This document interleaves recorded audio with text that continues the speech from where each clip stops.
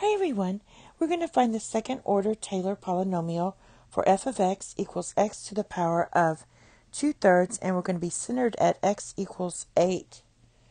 So basically what we're going to do is look at, take derivatives, f of 8, because we're centered at x equals 8, and write this as x to the power of 2/3, and we're evaluating this at x equals 8. So this is going to be 8 to the power of 2/3, which equals 4.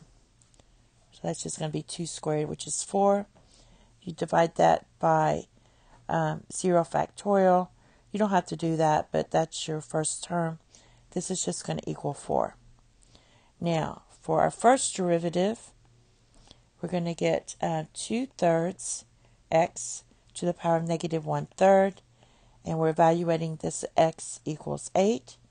This is going to be 2 divided by 3 times 8 to the power of 1/3. And this is just going to equal 1/3, because this equals 2, so they will cancel out. And then you would divide this by 1 factorial. And we're looking at this piece.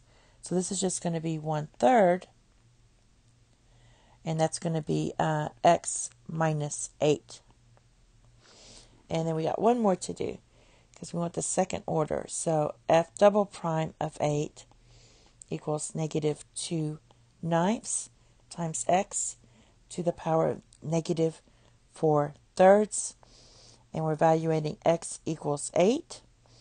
This is going to equal negative 2 divided by 9 times 8 to the power of 4/3.